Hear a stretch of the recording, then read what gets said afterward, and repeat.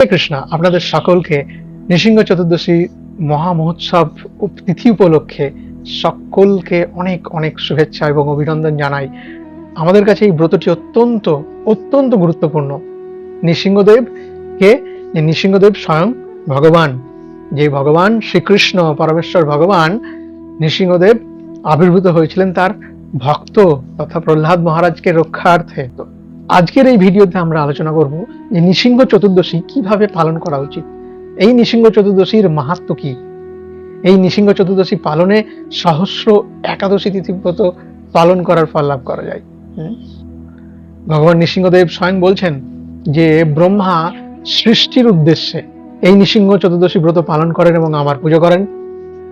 এবং ভগবান নৃসিংহদেব উল্লেখ করেন যে স্বয়ং দেবাদিদেব মহাদেব ত্রিপুরাসুরকে বধ করার জন্য এই নৃসিংহ চতুর্দশী ব্রত পালন করেছিলেন। সমস্ত দেবদেবীরা স্বর্গে সুখ শান্তিতে বসবাস করার জন্য এই নৃসিংহ চতুর্দশী ব্রত পালন করেন। ভগবান নৃসিংহদেব এও বলছেন যে বদ্ধজীব এই নৃসিংহ চতুর্দশী ব্রত পালন করলে 100 কোটি কল্পও তাদেরকে নরক গমন করতে হয় না, এবং এই ব্রত পালনে অপুত্রক পুত্র লাভ করে। দুর্ভাগা স্ত্রীলোক এই ব্রত পালন করলে তাদের সৌভাগ্য ফিরে আসে। এই ব্রত পালন করলে দরিদ্র ধনশালী হয়, এবং এই ব্রত পালন করলে মানুষ সুপুত্র লাভ করে। একবার প্রহ্লাদ মহারাজ নৃসিংহদেব ভগবানকে প্রশ্ন করেন যে হে প্রভু, আমি কি এমন সুকৃতি লাভ করেছিলাম পূর্বজন্মে যে এই জন্মে আমি আপনাকে লাভ করেছি? তো ভগবান নৃসিংহদেব অত্যন্ত প্রসন্ন হয়ে প্রহ্লাদ মহারাজকে উত্তর দেন যে আমি একটা পুরাকালের ঘটনা তোমার সামনে তুলে ধরছি, তুমি তা মন দিয়ে শ্রবণ করো। এবং নৃসিংহদেব বলেন যে প্রাচীনকালে অবন্তিপুরে বসু শর্মা এবং সুশীলা নামে এক স্বামী স্ত্রী বসবাস করতেন। তারা ছিলেন অত্যন্ত ধর্মপরায়ণ। সেই ব্রাহ্মণ বসু শর্মা বেদ অধ্যয়ন করতেন, অত্যন্ত ধার্মিক, এবং তার 5 পুত্র ছিল।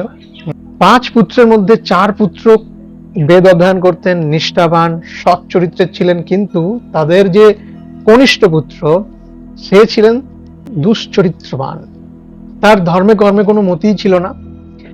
সে বেশ্যা গৃহে যেতে পছন্দ করত, বেশ্যাদের সাথে তার সম্পর্ক স্থাপন হয়েছিল প্রতিনিয়ত। কালক্রমে এই ছেলেটি সেই এক বেশ্যার প্রেমে পড়ে এবং তারা বিভিন্নভাবে বিভিন্ন জায়গায় সময় অতিবাহিত করতে থাকে। এবং একদিন তারা মনস্থির করে যে বনে গিয়ে নির্জনে গিয়ে সময় অতিবাহিত করবে, কিন্তু দুজনের মধ্যে ক্রমান্বয়ে ঝগড়া শুরু হয়, মনোমালিন্য দেখা দেয়, এবং নির্জন একটা স্থানে বনের মধ্যে একটা ভগ্ন প্রায় জায়গায় তারা অবস্থান করে। এবং এরপর অনেক রাত হয়ে যায়, তাদের যে অভিমান সেটা বরঞ্চ বেড়েই যায়। তো একে অপরের দিক থেকে মুখ ফিরিয়ে নেয় তারা, একে অপরের মনোমালিন্যের জন্য তারা একে অপরের থেকে মুখ ফিরিয়ে নেয়। অনেক বেশি রাত হয়ে যাওয়ার জন্য তারা সেখানে অবস্থান করে এবং দুজনেই ক্রন্দন করতে থাকে। ছেলেটি ভগবানের কাছে অনেক প্রার্থনা করেন যে আমি অনেক ভুল করেছি, আমি বেশ্যালয়ে গমন করেছি, আমার এই জন্মটি ব্যর্থ, তো কৃপা করে একটা নতুন জন্ম প্রদান করুন ভগবান, আমার এই ভুল আমাকে শুধরে দিন যে আমি ব্রাহ্মণ পরিবারে জন্মগ্রহণ করেও ধর্মপরায়ণ না, বেদ অধ্যয়ন করিনি। ঠিক অপরদিকে সেই কন্যাটিও ক্রমান্বয়ে প্রার্থনা করেন যে আমি খুব ভুল করেছি, অনেক সুন্দর সুন্দরী মহিলা রয়েছে, স্ত্রীলোক রয়েছে যারা পরমেশ্বর ভগবান আপনার পুজো করেন, আপনার কৃপা লাভ করে, কিন্তু আমি দুশ্চরিত্রা, যে আমি আপনার কোনো সেবা করতে পারিনি, আমাকে কৃপা করে এক নতুন জীবন দান করুন, আমার এই ভুল ত্রুটি মাফ করুন। তারা ক্রন্দন কর্তন করতে করতে ঘুমিয়ে পড়ে। তো ভগবান বলেন যে হে প্রহ্লাদ, সেই দিনটি ছিল নৃসিংহ চতুর্দশী, আমার শুভ আবির্ভাব তিথি।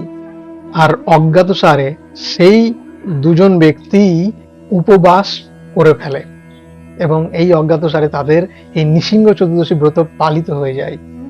তারা ক্রন্দন করে আমার কাছে, তো আমি তাদেরকে কৃপা করি। তো নৃসিংহদেবকে প্রহ্লাদ মহারাজ প্রশ্ন করেন, হে প্রভু, তারপরে সেই ছেলেটির কি গতি হয়? তখন নৃসিংহদেব অত্যন্ত প্রসন্ন হয়ে বলেন, সেই ছেলেটি হচ্ছে এই জন্মে তুমি প্রহ্লাদ, তুমি আমার অনেক প্রিয়, তোমার কোনো জাগতিক বাসনা নেই, তুমি শুধু ভগবত ভক্তিই আমার কাছে চেয়েছিলে, তাই আমি তোমাকে প্রসন্ন হয়ে এই জন্মে আমি এত কৃপা করেছি। তখন প্রহ্লাদ মহারাজ অত্যন্ত প্রসন্ন হয় এবং এর পরবর্তীতে বলেন যে আচ্ছা ওই মেয়েটির কি হলো। তখন নৃসিংহদেব বলেন যে মেয়েটিকেও আমি কৃপা করি, তাকে অপ্সরা দেহ প্রদান করি, সে স্বর্গ সুখ লাভ করে এবং পরবর্তীতে আমার ধামে ফিরে যায়। ভগবান নৃসিংহদেবের নাম অনেক শক্তিশালী, উচ্চারণের ফলে নবগ্রহের দোষ কেটে যায়। তাই যে সমস্ত ব্যক্তিগণ নবগ্রহের দোষ কাটাতে যান তারা প্রতিদিন এই নৃসিংহদেবের এই 9টি নাম উচ্চারণ করুন। প্রথম নামটি হলো জ্বালা নৃসিংহ। এই নামটি উচ্চারণ করলে মঙ্গল গ্রহের দোষ কেটে যায়। দ্বিতীয় নাম হলো অহবিলাম নৃসিংহ। এই নাম উচ্চারণে বৃহস্পতি গ্রহের দোষ কেটে যায়। তৃতীয় নামটি হলো মাললা নৃসিংহ। এই নামটি উচ্চারণ করলে শুক্র গ্রহের দোষ কাটে। চতুর্থ নামটি হলো বরাহ নৃসিংহ। এই নাম উচ্চারণে রাহুর দোষ কেটে যায়। পঞ্চম নামটি হলো করমজা নৃসিংহ। হনুমানজি নৃসিংহদেবের আরাধনা করেন। করমজা যে এক গাছ, তার সেই গাছের নিচে বসে ভগবান নৃসিংহদেবের আরাধনা করেছিলেন। তাই এই করমজা নৃসিংহ নাম উচ্চারণ করলে চন্দ্রগ্রহের দোষ কেটে যায়। ষষ্ঠ নাম হলো ভার্গব নৃসিংহদেব। তো এই ভার্গব নৃসিংহদেবের আরাধনা করেছিলেন পরশুরাম ভগবান। তো ভার্গব নৃসিংহদেবের নাম উচ্চারণে রবি গ্রহের দোষ কেটে যায়।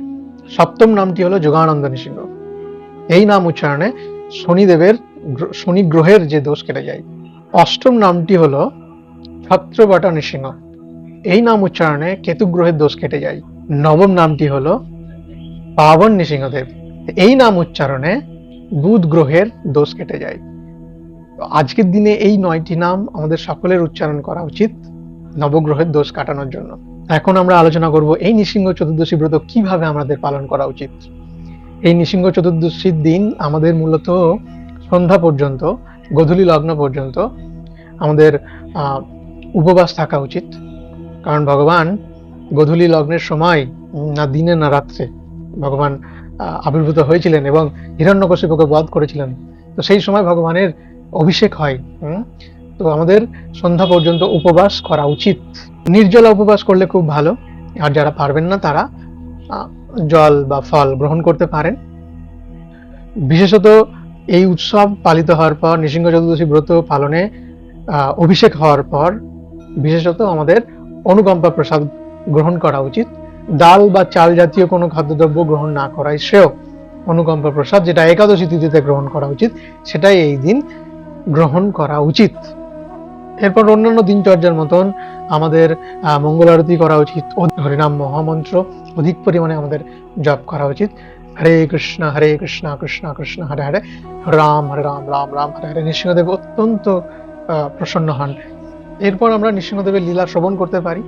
শ্রীমদ্ ভাগবতমের সপ্তম স্কন্ধের অষ্টম নবম যে অধ্যায়, সেটা আমাদের পড়লে বা শ্রবণ করলে খুব ভালো হয়।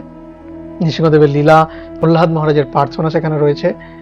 এইভাবে আমরা পুরো দিনটি অতিবাহিত করতে পারি এবং সন্ধ্যার সময় আমরা ভগবানের অভিষেক করতে পারি।